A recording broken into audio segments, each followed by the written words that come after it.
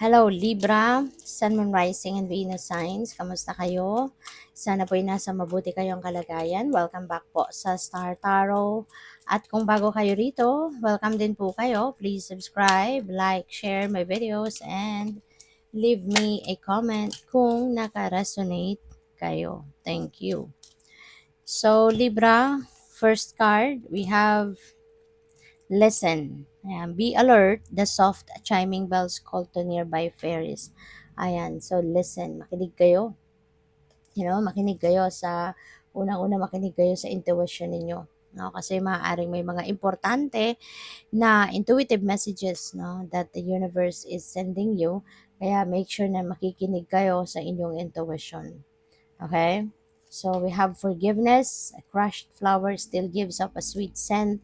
Napakaganda rin ito na maaring ang iba sa inyo ngayon, mas pipiliin ninyo talaga yung pag-ibig, mas pipiliin ninyo yung pagmamahal towards another person, kaya mas pipiliin ninyong magpatawad. Now, you have that willingness to forgive na at hindi nyo na kumbaga iha-harbor pa yung resentments, yung mga emotional wounds, emotional baggages na gawa ng kung anumang nangyari sa iyo at kung sino man ang taong ito na medyo siguro nagkaroon kayo ng hindi pagkakaintindihan. Kaya ngayon mas pipiliin mong magpatawad rather than patuloy na magalit, rather than iprolong pa yung tampuhan, yung pag-aaway, mas pipiliin mo na ngayon na mag-forgive. So, this is really beautiful. Nagpapakita lang ito ng po pwedeng unconditional love mo for that person, or nagpapakita lang ito ng emotional maturity ninyo na mas pipiliin ninyo kung ano ang makakabuti, 'di ba? Even if it requires you to step up as the bigger person, it's okay. Bastang magkaayos na kayo at wala nang maging sigalot, no? So, we have relax, delight in a powdered gold sunshine. Ayan. So, relax, relax din. Libra, hindi relax pag may time. No? You really need to make time.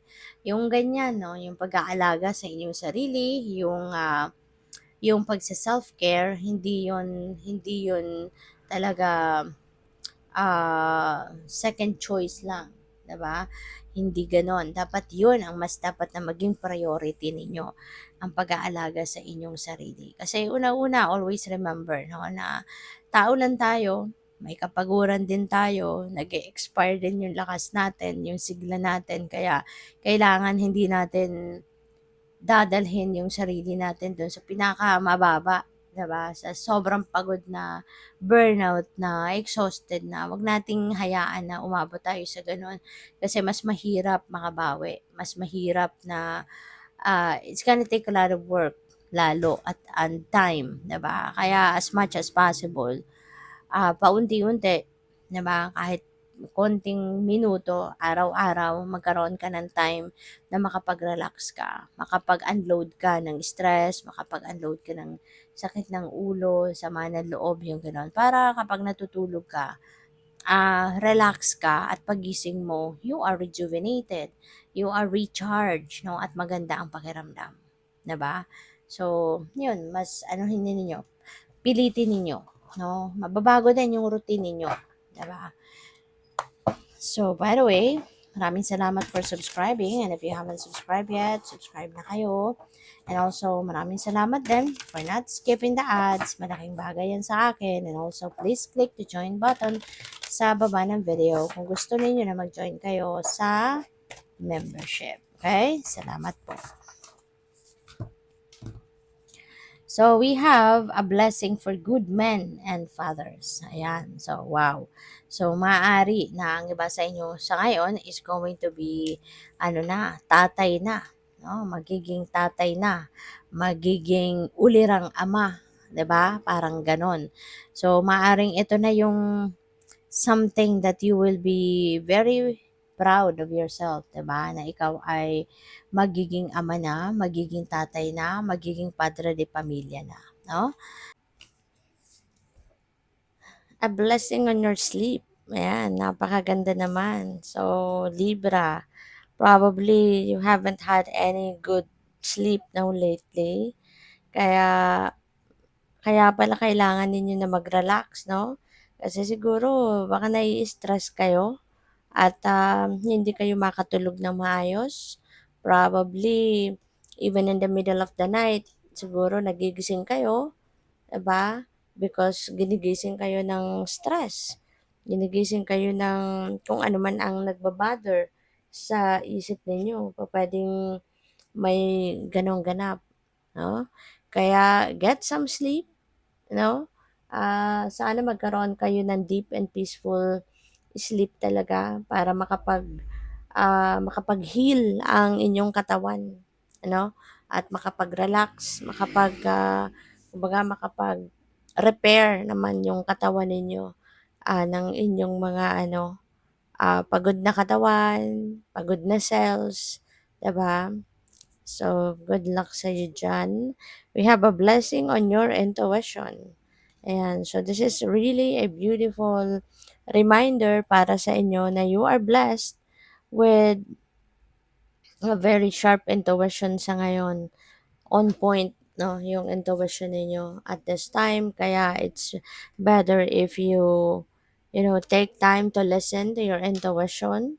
Sa pagra-relax-relax ninyo na yan, focus on that. Focus muna kayo sa pagpapahinga. Focus muna kayo sa pagkakaroon ng time to uh, to breathe, 'di ba? Yung time out na gagawin ninyo rito, 'di ba, na bago kayo matulog, mag-relax muna, 'di ba, para rested talagang inyong katawan and with that, relaxation time ninyo, pagpapansinin ninyo, while you are doing that, maaaring magkaroon kayo ng mga mensahe 'no, maaaring mapansin ninyo yung mga intuitive messages, 'di ba, na padala sa inyo ng divine universe.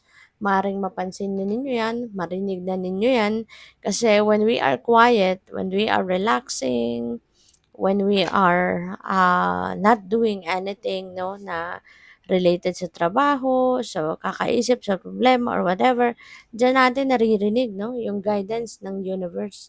Diyan natin naririnig na magsalita yung soul natin. Kaya we need to really pay attention to what we are hearing 'no, kapag tayo nasa quiet moment.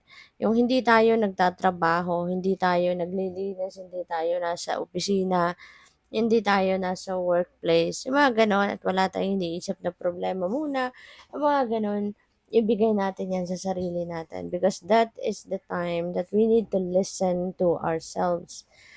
Time din natin yan, na makahinga muna, time out muna sa mga obligation, responsibilities, and dyan din ninyo, during that time din ninyo maririnig yung bulong ng intuition ninyo. Kasi 'di ba, yung mga intuitive messages natin, it comes in a very subtle way. Kaya kung preoccupied ka lagi, busy ka lagi sa trabaho, obligations, o kung ano pa man, most likely hindi mo maririnig yung bulong ng intuition mo kasi nga bulong yun, 'di ba? Yung parang bulong lang talaga. So when you are busy with worldly things, most likely wala kang room, wala kang room sa sarili mo para mapakinggan yon.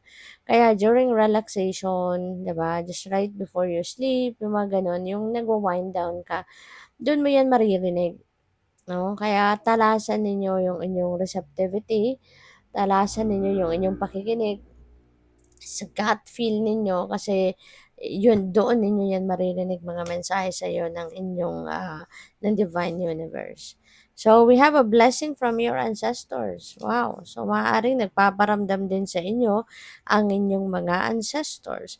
So, kaya dapat talaga, no, makinig kayo, no? Make time to relax, make time to be quiet, no? Mag-solitude muna kayo, stillness muna kayo. Kasi maaaring maraming messages, no? Yung spirit team sa inyo, the divine universe, your angels, your ancestors, maaaring merong mga mensaheng pinapadala sa inyo. And all of those are to guide you.